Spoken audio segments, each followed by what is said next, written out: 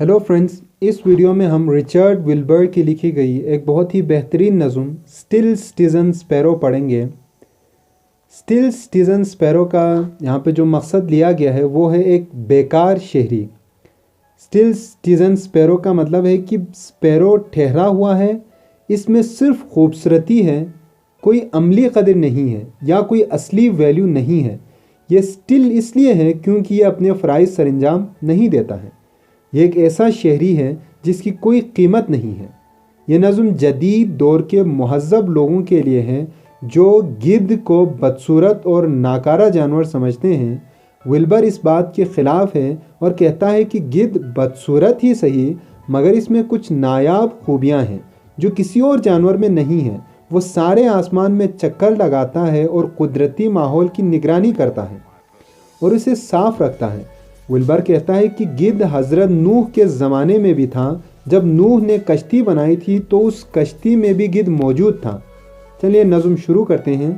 Still citizen sparrow, this vulture which you call unnatural, let him but lumber again to air over the rotten office, let him bear the carrion ballast up and at the tall tip of the sky like cruising.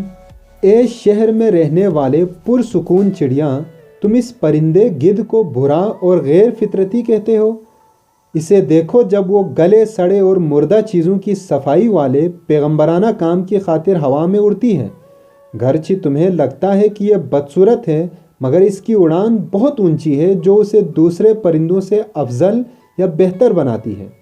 Lumbar का मतलब है आहिस्ता आहिस्ता भारी अंदाज में चलना, जिस तरह कोई मोटा शख्स चल रहा हो। ऐसा इसलिए कहा है क्योंकि गिद्ध साइज़ में काफ़ी बड़ा होता है और इतना फुर्तीला भी नहीं होता। रॉटन ऑफिस का मतलब है ऐसी जगह जहां मुर्दा जिस्मों को रखा जाता है ताकि गिद्ध वगैरह उसे खा जाएं। बियर का मतलब यहाँ पर यह है कि ले जाना और ठिकाने लगाना। कैरियन का मतलब है सड़ा हुआ और मुर्दा गोश्त। बैलेस्ट कचरा या गंदगी को कहते हैं। आगे देखें। Then you will see that no more beautiful bird is in heaven's height, no wider more placid wings, no watchfuller flight, he shoulders nature there the frightfully free. Placid का मतलब है पुरम खलल से पाक और वॉचफुलर का मतलब है चौकस। फ्राइटफुली का यहाँ मतलब है सरप्राइजिंगली यानी हैरत अंगेज तौर पर। जब तुम इस नए अंदाज से गिद्ध को देखोगे तो तुम्हें वो मज़ीद बदसूरत नहीं लगेगा बल्कि वो आसमान में उड़ता हुआ सबसे खूबसूरत परिंदा लगेगा। इसके उम्दा और सहल पर हैं। ये अपनी जिम्मेदारियों के हवाले से चौकस रहता है और माहौल को साफ रखता है और ये हैरत अंगेज तौर पर आज़ाद है। The naked headed one, pardon him, you who dart in the orchard aisles, for it is he devours death, mocks mutability, has heard to make an end, keeps nature new. Dart का मतलब है फुर्तीला या तेज़। Orchard बगीचे को कहते हैं। आइल तंग गली या छोटा रास्ता। डिवॉवर खाना, हड़प करना या निगल जाना। गरची वो गंजा है जो बदसूरती को जाहिर करता है, फिर भी उसकी फितरत और उसके काम खूबसूरत हैं। माफ़ कीजिएगा ये चिड़िया, तुम बगीचा के रास्तों में फुर्ती के साथ उड़ती हो, लेकिन ये वो गिद्ध है जो मुर्दा गली सड़ी चीज़ों को खाता है और फितरत में कोई नाखुशगवार तब्दीली रूनुमा होने नहीं देती। उसका दिल बहुत खूबसूरत है, इसीलिए अपने अच्छे अमाल से इस माहौल को साफ और नया रखती है।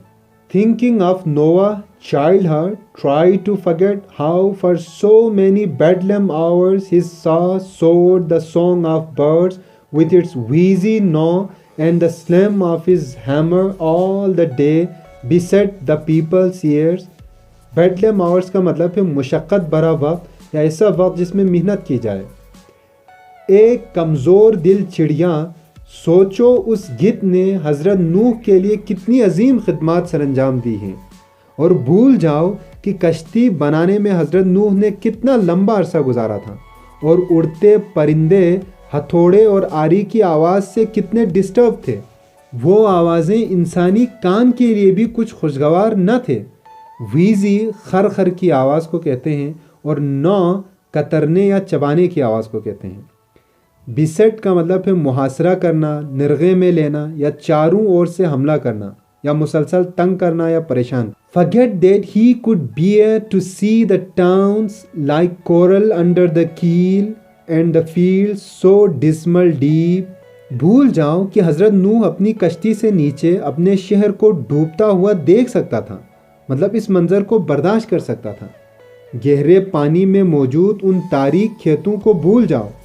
Try rather to feel how high and weary it was on the waters. He rocked his only world and everyone's.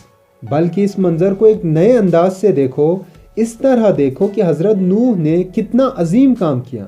جب ہر طرف پانی ہی پانی تھا تو انہوں نے دنیا میں موجود ہر نوع یا قسم کے جاندار کو اپنی کشتی میں سوار کیا اور ان کو لے کر سفر کرنے لگے، اور یہ گدھ بھی انہی میں سے ایک تھا، اور انہوں نے ہر کسی کو ساتھ لے کر اپنی کشتی پار لگائی.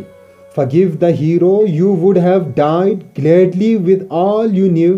He rode that tide to Ararat. All men are Noah's sons. Ararat اس پہاڑ کا نام ہے جہاں حضرت نوح نے کشتی پار لگائی تھی. اے چڑیاں، اس ہیرو کو جانے دو.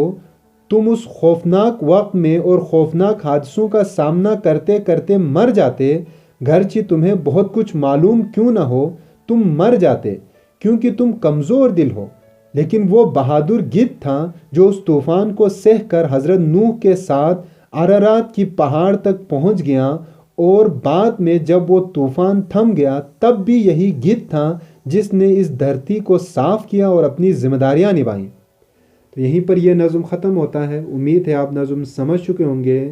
مزید ویڈیوز کے لیے چینل دیکھتے رہیے گا. Thank you very much.